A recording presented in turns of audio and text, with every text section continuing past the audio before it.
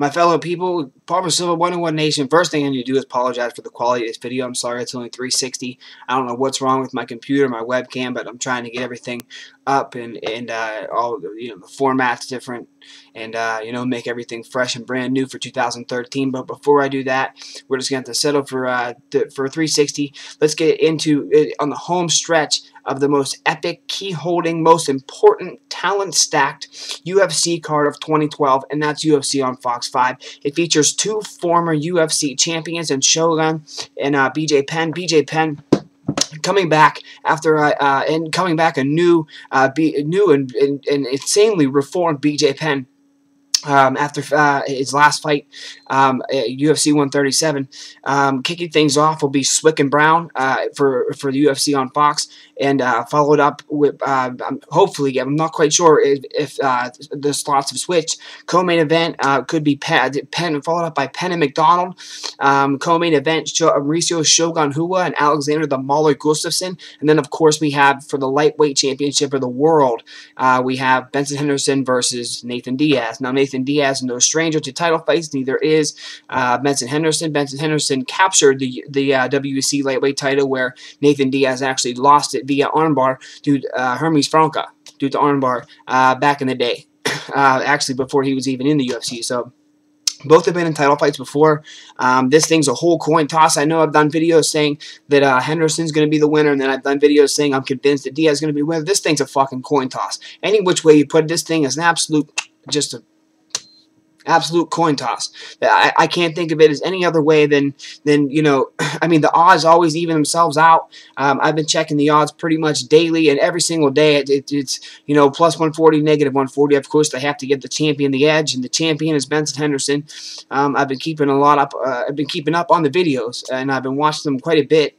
And there seems to be an extreme lack of coverage on Nathan Diaz. And the only thing he said he was really worried about was the judges' scorecard. And even if you're not a Diaz fan, and I'm kind of biased, so I have to kind of look at this from a non-biased point of view, but looking at this, in general, you have to even say, even if you're not a Diaz fan, you call me Diaz nut hugger, whatever you want to, I'm a Diaz fan. Even if you're not, you have to kind of look at it and look at their previous fights and how it went to the scorecards and kind of, say something's fishy here, especially when you look at both the brothers' records. Every time it goes to decision, there's a loss. Like Joe Diesel Riggs, that fight was for sure Nick Diaz fight. It was, and then there's the controversy with Carlos Condit and on and on and on. There is the minor discrepancy in that conspiracy theory, if you will, with the split decision over Josh Neer that Nate Diaz scored a while back. But nonetheless, let's get to it. BJ Penn is coming into this fight extremely. I was saying he's a little bit. He should be, fighting 155. He's fighting the wrong weight. 170. He's just too small for him. He always looks like, kind of has like a muffin top, and he's always tan. He's from Hilo. He's a Hilo boy, but his reach is short. He's too small, and he just looks a little chunky. I've never seen BJ Penn come in ripped with a six-pack. BJ Penn is ripped, ready, and he's never had a better camp. I've been watching a lot of footage. He's been putting out a lot of footage on his bjpenn.com website, and I've been following it all. BJ Penn looks incredible for this fight. I wasn't expecting that at all. I was actually expecting Alexander Gustafsson, who I call the new age, or part of the new age of MMA, an insane edge. And that's just that's no longer the case. I know that again, I've said it's an absolute coin toss going into the title fights. Shogun Hua and Alexander Gustafsson, there's not too much to say. Has fight of the night, FOTN, all the fuck over it. These guys are going to bang it out. Someone's hitting the floor for sure. Someone's hitting the canvas. There's no doubt about it. But in the main event, Nate Diaz has been quoted as saying, if it goes to decision, I have to finish my adversary. If I don't, I'm probably going to lose. That's probably going to be the case. And that's the case in a lot of fights is, if you don't beat the champion convincingly, you don't submit him, knock him out, or literally like, say Nick Diaz, BJ Penn, or Nate Diaz, Donald Cerrone.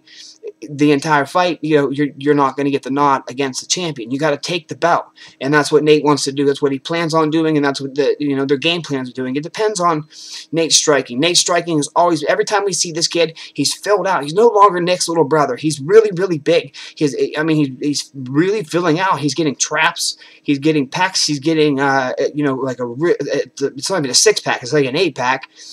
He's pretty wide. He was really, really narrow and thin and lanky. So he put on some much needed muscle for this fight.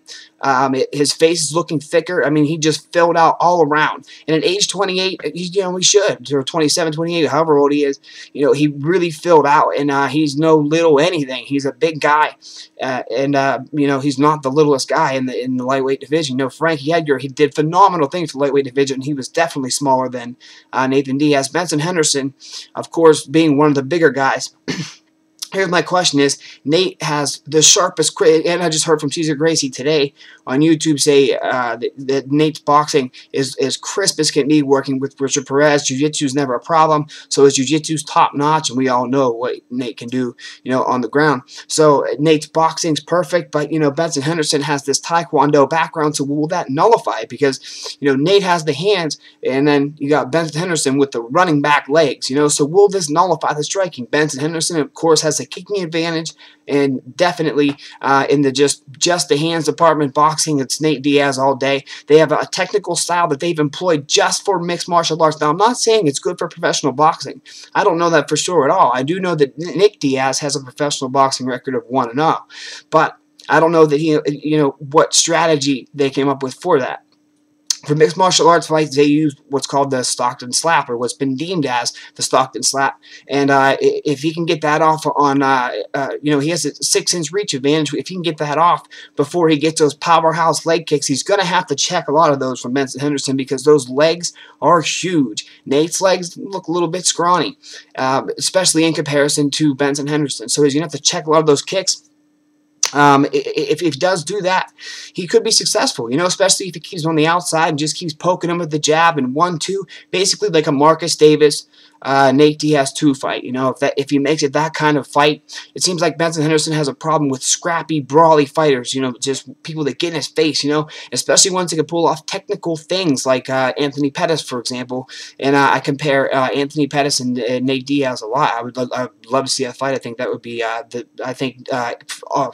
all around, whoever wins this fight, Anthony Pettis should get next. And Nate's submissions are top notch. Benson Henderson has been known as being unsubmittable, but no man's unsubmittable. That's like saying George St. Pierre, is unbeatable, or Anderson Silva is unbeatable. But then someone faces him and they say, well, he's just a man, he can be beaten. Well, Benson Henderson's just a man, he can be submitted.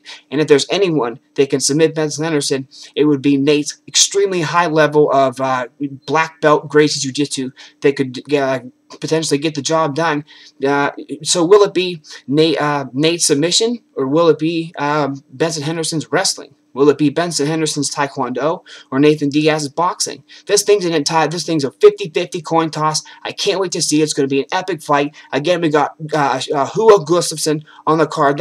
Someone is hitting the floor. BJ Penn in phenomenal condition at 170, ripped 6-pack abs, absolute mother. He just looks incredible, and he should, coming back to fight someone of Gustafsson's status. He's ready. He's had an excellent camp. Hopefully his cardio will hold up.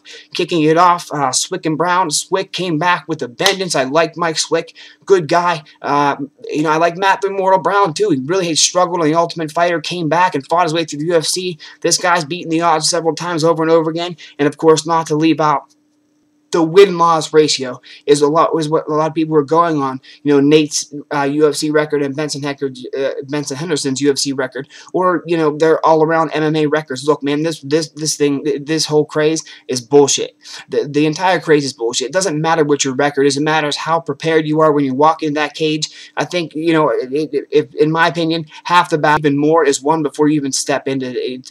It's won or lost, but then step into that octagon. And come December 8th, 2012, we're going to see the most important card of this year. We have lightweights, we have light heavyweights, we have welterweights. We're going to see a bunch of action-packed card for free on Fox. Stay tuned, Pulver Silva Nation 101. Take care of each other. I love you all. Thank you very much for your view.